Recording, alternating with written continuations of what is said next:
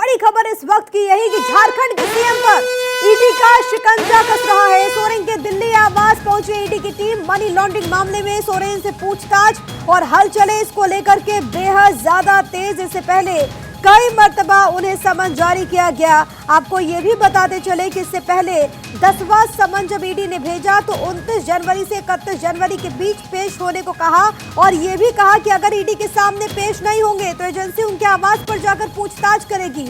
और आज जो बड़ी खबर सामने आ रही है वो ये कि ईडी की टीम दिल्ली स्थित उनके आवास पर पहुंची है। आवास की तस्वीरें आपकी टीवी स्क्रीन पर और जानकारी ये भी है कि जिस वक्त ये पूछताछ हो रही है खुद मुख्यमंत्री हेमंत सोरेन वहां पर मौजूद है। इससे पहले कई मर्तबा उन्हें पूछताछ के लिए बुलाया गया, लेकिन लगभग 8 समन जारी होने के बाद भी हेमंत सोरेन पूछताछ में शामिल नहीं हुए थे। हालांकि इससे पहले रांची स्थित उनके आवास पर कई घंटों की पूछताछ जरूर हुई थी। इस पूरे मामले में मुश्किलें लगातार बढ़ती हुई। आपको ये बताते चले कि कई अधिकारियों पर भी यहाँ पर शिकंजा कसा गया है और अब देखना बहुत ज्यादा अहम होगा कि आखिरकार क्या कुछ आगे कदम उठाया जाता है। अवैध खनन मामले से जुड़े कथित मनी लॉन्ड्रिंग का ये पूरा मामला, जिसमें हेमंत सोरेन के प्रेस सलाहकार अभिषेक प्रसाद को भी ईडी ने अपने रडार पर लिया था, पूछताछ की गई थी और कई लोगों पर ये कार्रवाई देखने को मिली। इसमें कई लोग ऐसे हैं जो कि हेमंत सोरेन के बेहद करीबी बताए जाते हैं। आपको याद होगा कि झारखंड में जिस तरीके से हालात बने थे, बीच में खबर ये भी सामने आई कि मुख्यमंत्री हेमंत सोरेन संभव है कि अपने पद से इस्तीफा देकर के अपनी पत्नी को मुख्यमंत्री बना सकते हैं। लेकिन उसके बाद विधायक दल की बैठक होती है जिसमें हेमंत सोरेन की तरफ से कहा जाता है कि ना हम पेश होंगे और ना ही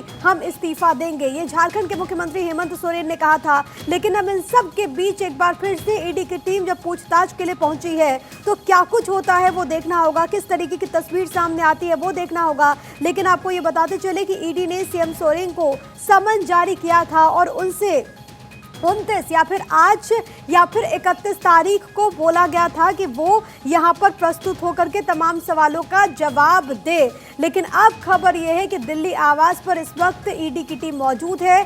7.16 एकड़ जमीन से जुड़े कथित भूमि घोटाले का ये पूरा मामला और इसमें अंगड्डा ब्लॉक में खनन पट्टा दरअसल रांची राजधानी में मिला था। 28 मई 2021 को हेमंत सोरेन को इस पूरे मामले में जिस तरीके से उनकी भूमिका रही और जिस तरीके से इस पूरे मामले में जो कदम उठाए गए उसको लेकर के लगातार वो रडार पर थे, लगातार उनसे पूछताछ की बात कही जा रही थी और ईडी ने इसी कड़ी में कई लोगों को अरेस्ट भी किया है। और ऐसे में आज का दिन बहुत ज्यादा महत्वपूर्ण है। 10वां समन झारखंड के मुख्यमंत्री को जारी हुआ और अब खबर ये कि टीम उनके आवास पर पहुंची और वहां से इस वक्त पूछताछ की जानकारी सामने आ रही है। हालांकि अभी तक ये जानकारी नहीं है कि क्या ईडी की टीम को कोऑपरेट कर रहे हैं हेमंत सोरेन, क्या जवाब दे रहे हैं या फिर नहीं, वो देखना होगा। लेकिन जो बड़ी बात है वो आपको लगातार बता रहे हैं अक्षय राय मेरे साथ, मेरे सहयोगी तमाम जानकारी के साथ इस वक्त मौजूद है। अक्षय, ताजा अपडेट्स क्या कुछ है? अभी भी ईडी की टीम वहीं पर मौजूद?